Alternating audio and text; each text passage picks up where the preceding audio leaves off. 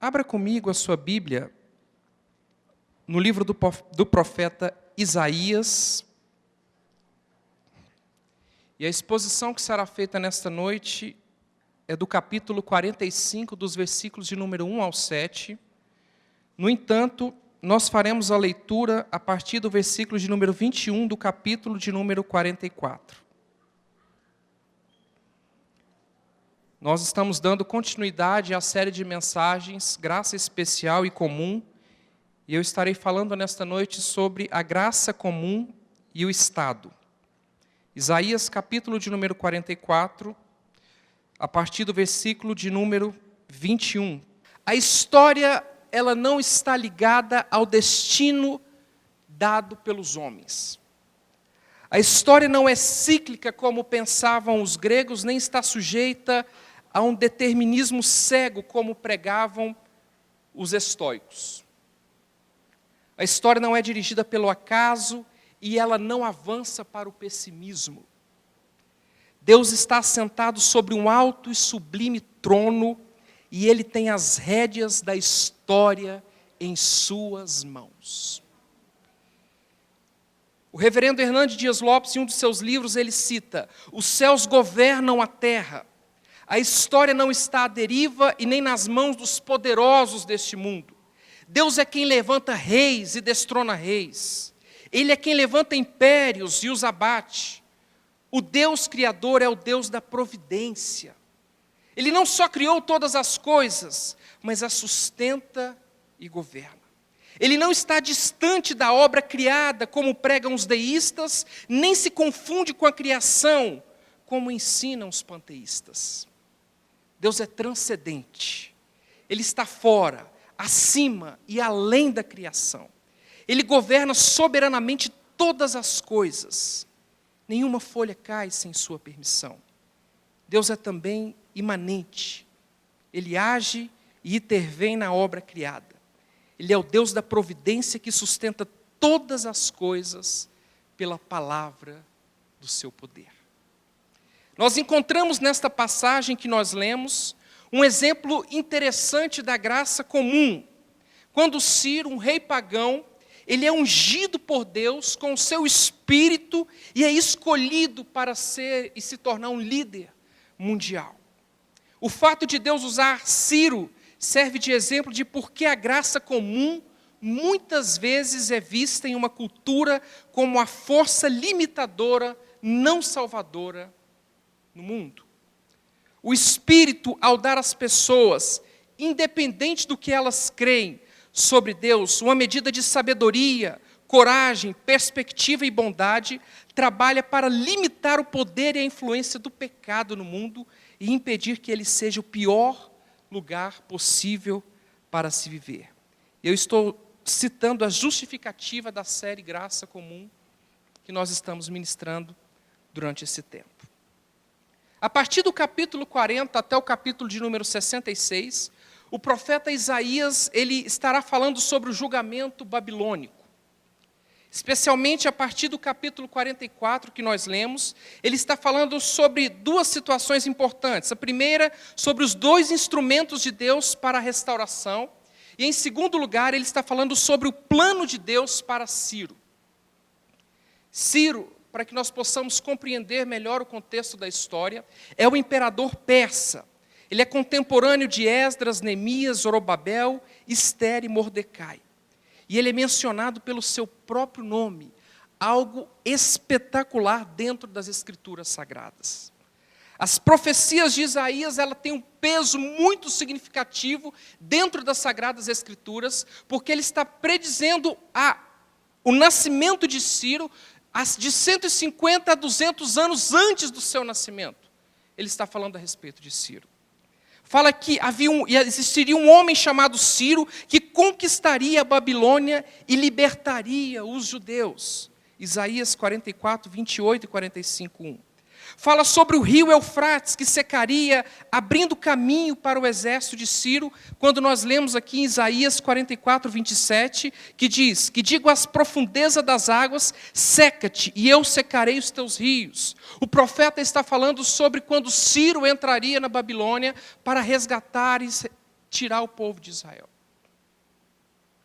Está falando sobre os portões das cidades que seriam deixados abertos, Isaías 45:1. E o profeta Jeremias, no capítulo de número 51, versículo 30, e Isaías 13, dos versículos 1 ao 7, está falando do exército de Babilônia, que deixaria de lutar.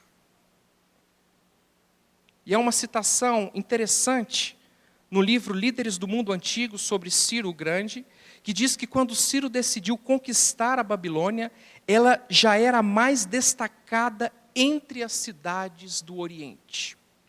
Talvez entre todas as cidades do mundo. Babilônia, conta a história que ela constava com um sistema de proteção praticamente invencível. Gigantescas muralhas, cercada por fossos alimentados pelo rio Eufrates, que cortava a cidade. E fora da Babilônia, os homens de Ciro, conforme 44:27, desviaram o curso do rio, baixando o nível da água da cidade. Então, com a água pela coxa, os soldados caminharam pelo rio até os portões que haviam sido deixados abertos e encontraram pouca resistência ao capturar a Babilônia.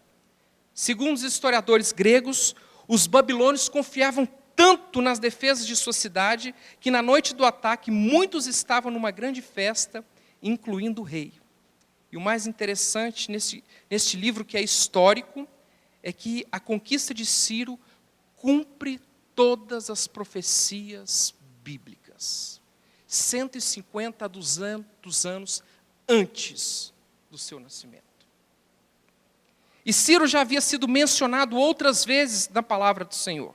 Fala que ele seria o pastor de Deus para o seu povo, o ungido de Deus, aquele a quem Deus levantaria, uma ave de rapina do Oriente que realizaria os propósitos de Deus.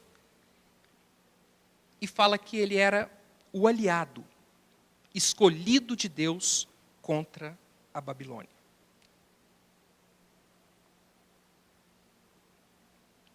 No texto que nós lemos, Isaías capítulo 44, dos versículos 21 ao 28, e Isaías 45, dos versículos 1 ao 7, o propósito de Deus e o que o profeta está falando aqui é que Deus está querendo libertar Israel, é que Deus libertaria Israel, que havia sido levado pelo cativeiro babilônico sob o governo de Nabucodonosor, no ano de 598 a.C.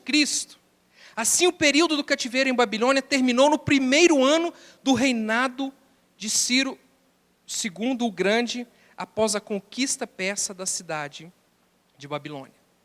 E, em consequência, então, do decreto de Ciro, os judeus exilados foram autorizados a regressar à terra de Judá, em particular em Jerusalém, para que eles pudessem reconstruir o templo. E é nesse contexto que se cumprirá, então, o texto que eu quero expor nesta noite para vocês, Isaías 45, dos versículos 1 ao 7, que fala de algo chocante para o povo de Israel. É quando Deus usa um homem ímpio para resgatar o seu povo e cumprir as profecias que haviam sido preditas cerca de 200 anos antes do nascimento desse homem. Vamos comigo, então, do 45, 1 ao 7. Ainda que nós falamos que nós acreditamos na sabedoria do Senhor, eu estava pensando a respeito disso. Inconscientemente, nós tentamos limitar as ações de Deus nas nossas vidas. Glória a Deus que nós só tentamos limitar as ações de Deus. Nós não podemos. Como os antigos israelitas, eles pensavam que Deus agia somente dentro dos limites de Israel. Eles pensavam que Deus agia somente no contexto deles. E muitas vezes nós achamos que Deus age somente dentro do nosso contexto, da nossa realidade, dentro dos limites da igreja, da eclesia, do seu povo.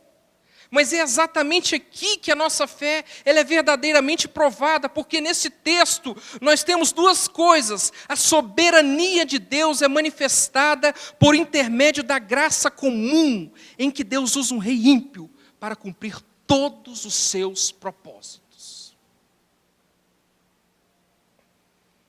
por mais escandaloso que isso possa parecer, Deus é soberano.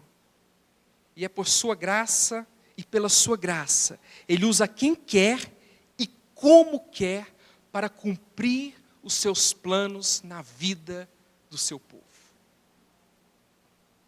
Em última instância, Deus está visando, além do bem comum, Ele está visando manifestar a sua vontade na vida daquele povo que foi eleito para andar em santidade até o último dia, o dia de Cristo Jesus.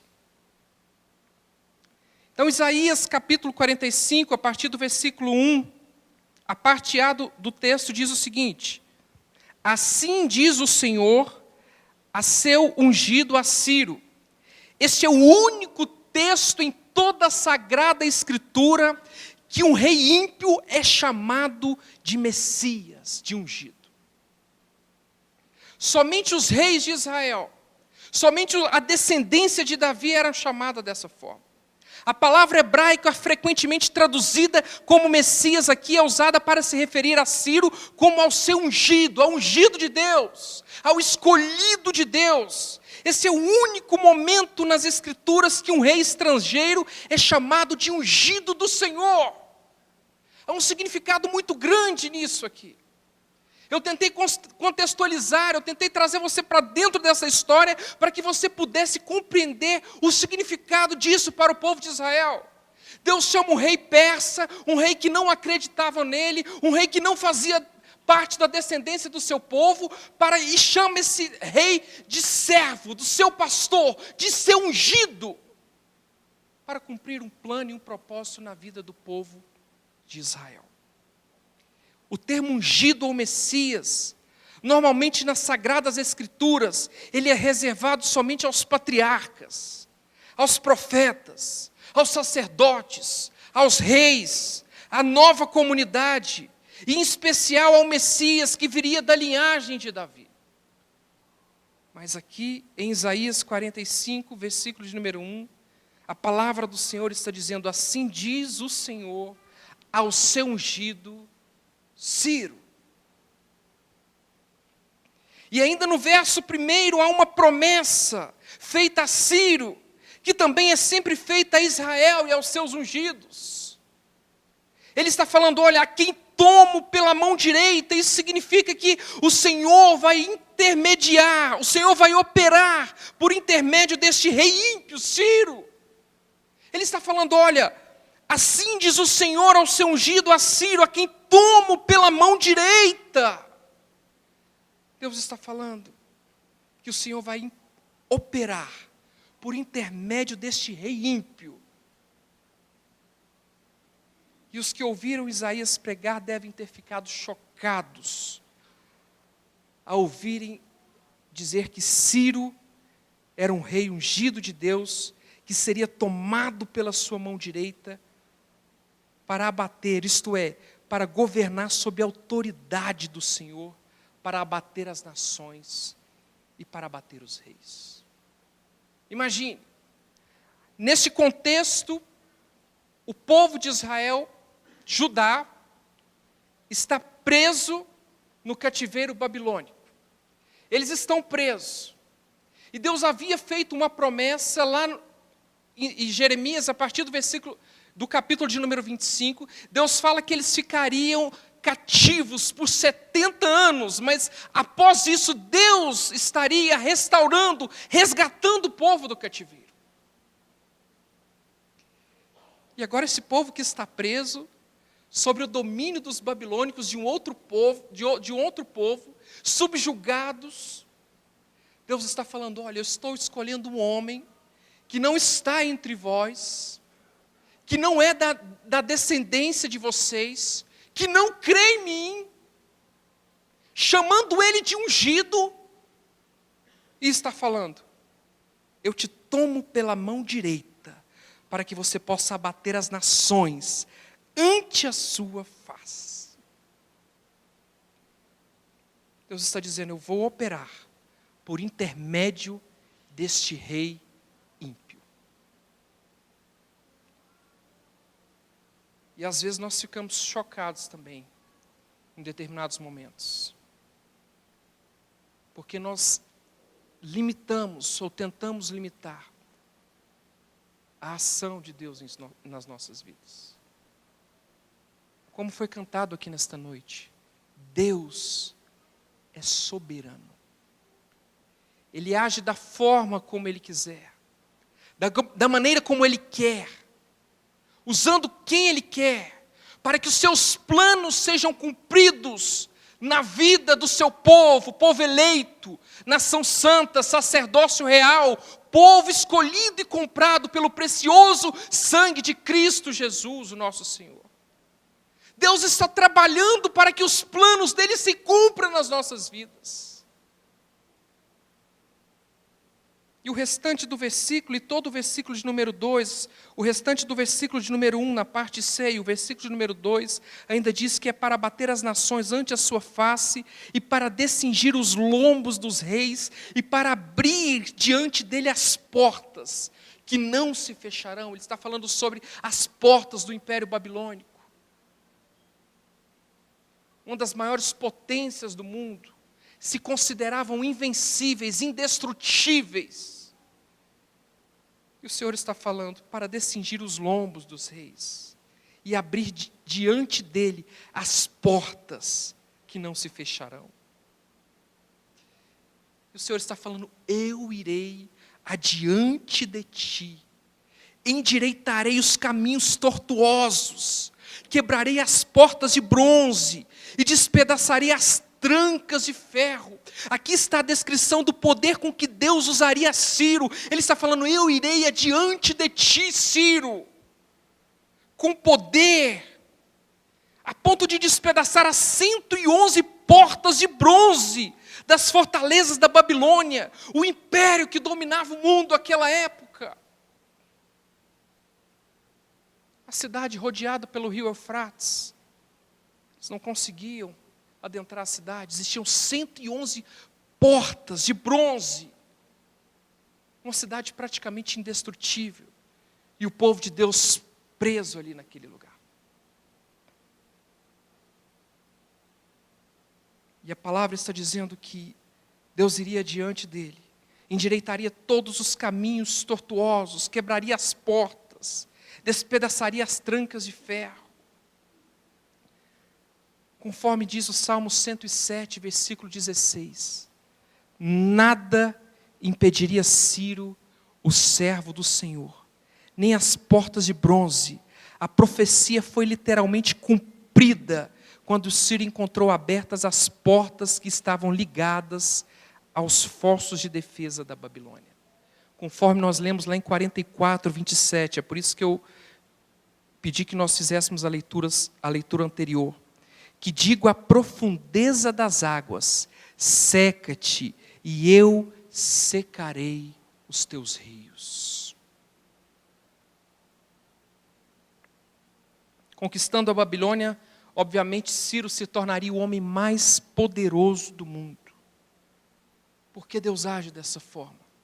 Em primeiro lugar, porque Ele queria julgar a Babilônia pelos seus pecados. Em segundo e o principal motivo, para que Ciro libertasse os judeus do cativeiro, cumprindo a profecia de Jeremias, capítulo 29, versículo 10, que diz, porque assim diz o Senhor, certamente que passados 70 anos em Babilônia, vos visitarei e cumprirei sobre vós a minha boa palavra, tornando a trazer-vos a este lugar. Cumpre-se a profecia descrita pelo profeta Jeremias. 70 anos após, Ciro estaria libertando o povo de Deus, conforme o próprio Deus havia já dito. Para que você possa relembrar, no ano 607 a.C., os exércitos babilônicos haviam arrasado Jerusalém e levado a maioria dos seus sobreviventes como cativo. Em Jeremias 25:12, Deus havia dito também, quando cumprirem os 70 anos, ajustarei contas com o rei da Babilônia e com aquela nação, e vou fazer dela baldios desolados por tempo indefinido. Deus está cumprindo tudo aquilo que ele havia dito. O povo havia levado cativo para a Babilônia por causa da sua rebeldia, por causa da sua obediência. Então Deus usou a Babilônia para que Deus pudesse tratar o seu povo, que havia se rebelado contra ele. E Deus usa a Babilônia, mas imediatamente Deus fala: após 70 anos, eu vos resgatarei, vos trarei de volta. Deus no controle de toda a história, governando soberanamente sobre todas as coisas. E conforme mencionado, Ciro capturou a Babilônia no ano 539 a.C. E pouco depois ele libertou os judeus, que começaram a chegar à sua pátria, no ano de 537 a.C., exatamente 70 anos depois de terem sido deportados. Conforme diz Esdras, capítulo 1, dos versículos 1 ao 4. Quanto à Babilônia, ela por fim se tornou baldios desolados, e mais uma vez, confirmando a exatidão das profecias bíblicas. Nós temos todo o Velho Testamento como uma referência, mostrando Deus apontando para a pessoa de Cristo e mostrando como é que Deus está tratando o seu povo. E muitas vezes no curso da nossa história, nós duvidamos da manifestação e do poder de Deus nas nossas vidas. Nós queremos ter a rédea da situação. Nós queremos ter o controle de todas as coisas. Mas nós precisamos compreender e entender. Isaías capítulo 55, continuando sobre o que o profeta Isaías estava falando. Os meus caminhos não são os vossos caminhos. Os meus pensamentos não são os vossos pensamentos. Deus age da maneira como Ele acha melhor para trazer aquilo que Ele deseja cumprir nas nossas vidas. Foi assim com o povo de Israel. Foi assim com o povo de Judá que estava preso. Conforme mencionado. E no 45, verso 3, Deus promete ainda a Ciro muitas riquezas e tesouros. Dar-te-ei os tesouros, acompanhe comigo, escondidos, e as riquezas encobertas, para que saibas que eu sou o Senhor, o Deus de Israel, que te chama pelo nome. Deus disse que daria a ele os tesouros escondidos e as riquezas encobertas. Provavelmente metais preciosos eram extraídos de minas perfuradas nas profundezas da terra. E Ciro também havia saqueado as fabulosas riquezas da Líbia no ano de 546 a.C.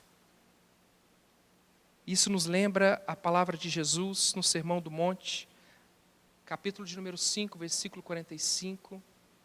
Ele diz: porque Ele faz com que o sol se levante sobre os maus e bons, e a chuva desça sobre os justos e sobre os injustos. Aqui é uma manifestação clara da graça comum que é distribuída a todos, em especial para o cumprimento dos propósitos de Deus para com seu povo. Ele faz nascer o sol sobre os maus e sobre o bom, e a chuva descer sobre os justos e sobre os injustos. Nós precisamos desassociar isso da soteriologia, da salvação. Não tem absolutamente nada a ver. A graça comum é uma forma que Deus está agindo para justamente conduzir aqueles que foram salvos, que estão salvos em Cristo Jesus. Muitas pessoas são usadas por Deus, mas isso não quer dizer que elas estão salvas em Cristo Jesus. E nos versículos adiante, do 4 ao 7, Deus está explicando o motivo pelo qual Ele está usando um servo ímpio. E ele fala no versículo de número 4, ele diz: por amor do meu servo Jacó e de Israel, meu escolhido, eu te chamei pelo teu nome e te pus o sobrenome, ainda que não me conheces. Olha que tremendo. Eu sou o Senhor e não há outro. Além de mim não há Deus. Eu te cingirei. E ele cita novamente: ainda que não me conheces. Eu te levantei como ungido. Eu te levantei como pastor do meu povo. Eu te levantei para cumprir um propósito para o meu povo. Ainda que não me conheces. Deus é soberano sobre todas as coisas. Ele está dizendo: você não me conhece, eu te conheço e te usarei para cumprir os propósitos pelo qual eu desejo que se cumpra. Da mesma forma como quando Deus chama Moisés para tirar o povo do Egito. É fantástico. Deus chama Moisés, fala para ele que ele tiraria o povo, que seria usado para tirar o povo do Egito. E imediatamente a palavra do Senhor diz que Deus endureceu o coração de Faraó. E o povo, que poderia andar por aproximadamente 6 dias para chegar à terra prometida, leva 40 anos. Deus está no controle, tratando com o povo de Israel. Ele endureceu o coração de Faraó. E aqui ele está falando: ainda que não me conhece, mas no verso de número 6, para que se saiba, até o nascente do sol e até o poente, que além de mim não há outro. Eu sou o Senhor e não há outro. Está citando isso porque um dos motivos pelos quais o povo havia sido levado cativo à Babilônia é por causa da idolatria do povo. Ele está falando: para que saibas, até o nascente do sol e até o poente, que além de mim não há outro. Eu sou o Senhor e não há outro. Eu formo a luz e crio as trevas. Faço a paz e crio o mal. Eu sou o Senhor e faço todas estas coisas. A graça e a soberania de Deus está operando por amor a Jacó, ou seja, por amor ao povo de Deus. E hoje, por amor à igreja, que é o povo chamado e escolhido de Deus. E para tornar aqueles que não conhecem a Deus, como Ciro, ainda mais condenáveis. Porque a palavra de Deus diz que ele não conheceu e se dobrou diante de Deus, mesmo após ter sido usado por Deus. O Senhor levantaria Ciro e o conheceria do mesmo modo como ele conhece seus filhos pelo nome. Ciro teria um título de honra, conforme 44:1-28, quando ele é chamado de pastor. Que digo de Ciro: ele é meu pastor e cumprirá tudo o que me apraz. E apesar do seu papel fundamental na realização do plano de Deus para o seu povo, Ciro permaneceria descrente. Na cosmovisão de Isaías, a fertilidade da terra e a ordem da sociedade dependiam do correto relacionamento do rei e do seu povo com a divindade. E como Ciro seria então ungido do Senhor, os céus derramariam suas bênçãos sobre a terra quando ele governasse. E tendo anunciado que Ciro seria o servo ungido de Deus, Isaías adverte mais uma vez contra a descrença de alguns. O propósito de Deus era libertar Israel, seu povo, que havia sido levado cativo pelo Império Babilônico. E em consequência, então, do decreto de Ciro, os judeus exilados foram autorizados a regressar à terra de Judá. E em particular a Jerusalém, para a reconstrução do templo. E eu quero concluir nesta noite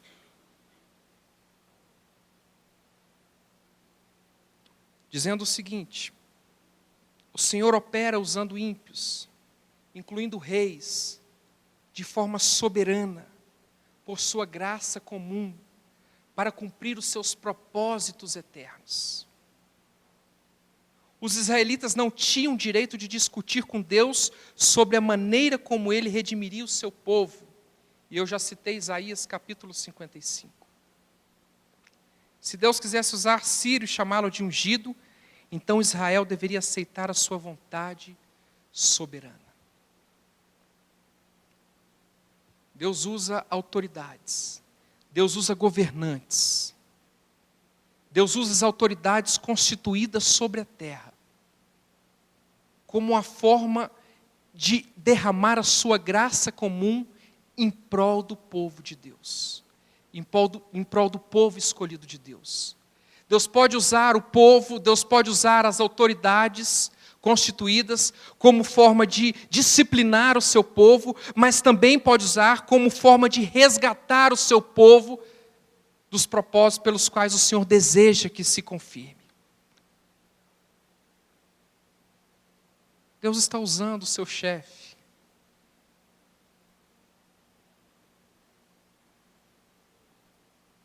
Aí o negócio apertou, né, irmãos? Mas as autoridades são constituídas por Deus, sim ou não? Deus está usando as autoridades constituídas sobre as nossas vidas para tratar com as nossas vidas. Deus está usando, ou vocês acham que tudo que está acontecendo no país não é uma forma como que Deus está usando em prol do seu povo, em prol do despertamento do seu povo? Deus está usando. O Estado é uma máquina que não está regida pelo desejo, pelo poder das pessoas que estão ali, investidas de autoridades. O Estado está sendo usado por intermédio das pessoas que estão ali, para que se cumpra o propósito final de Deus para com seu povo. Esse é o objetivo. E nós, enquanto igreja, enquanto povo de Deus, precisamos compreender isso imediatamente. Embora o Senhor fosse dar a Ciro uma boa recompensa, conforme 45:3, que fala sobre os tesouros, embora ele fosse usar isso para resgatar o seu povo, essa não foi a razão pela qual o próprio Ciro os libertaria. Ciro teria os seus motivos. Como os nossos chefes, as autoridades, têm os motivos deles, mas que se completam em Deus. Isso sim aconteceria naturalmente, de forma que Deus seria e continuaria a ser soberano. E Ciro teria agido livre e responsavelmente. Sabe o que está dizendo isso? Algo que nós temos um pouco de dificuldade de compreender. A soberania de Deus, ela não tira a responsabilidade do homem. A soberania de Deus não tira a responsabilidade do homem. E depois do Senhor ter dado essas nações como resgate por Israel, eles próprios se entregariam ao Senhor e a Israel. Em submissão ao Senhor e em reconhecimento, o povo reconhece da sua presença com seu povo, e eles se prostrariam e lhes fariam as suas súplicas. E nós aprendemos com este texto, é que o Senhor tem o controle de todas as coisas e que Ele é soberano. E por sua graça comum, Ele opera usando até mesmo os ímpios para cumprir os seus propósitos, especialmente para nós que somos o seu povo. E o apóstolo Paulo, escrevendo à igreja que está em Éfeso, no capítulo de número 1, versículo de número 11, ele diz que o Senhor faz todas as coisas de acordo com o conselho da sua vontade. Isso quer dizer que nada do que acontece nesse mundo é a parte do cumprimento da vontade de Deus sem que Ele esteja envolvido. Nada que acontece nesse mundo. A palavra grega aqui é traduzida, eu fico um pouco preocupado em falar de grego aqui, por causa do pastor André, A palavra grega que é traduzida como faz é enérgio. Se eu estiver errado, o senhor me corrige posteriormente depois. De onde vem a palavra portuguesa energia, que é a comunicação do poder, ou o fato de Deus trabalhar, que indica o fato de Deus energizar cada obra na qual Ele participa. Sem a energia ou o poder divino, nenhum evento acontece, nenhuma obra é feita. A vontade de Deus opera de modo que em todas as coisas existe a participação de Deus. Nenhum evento que acontece no mundo está fora da providência divina. Nenhum evento. E o apóstolo Paulo fala em Romanos capítulo 8, versículo 28, que todas as coisas contribuem juntamente para o bem daqueles que amam a Deus e andam segundo o seu propósito. Deus então envia Jesus, seu Filho, para cumprir todas as coisas e para que pudesse governar todo o universo. Pois Jesus é o Senhor da igreja, é o Senhor da história. Por Ele é quem governam os reis deste mundo, pois tudo está em seu domínio. Por isso, meus irmãos, nós não temos que temer, pois o Rei dos Reis governa, o nosso Senhor e Salvador, Cristo Jesus, para todos sempre. Amém. E graças a Deus.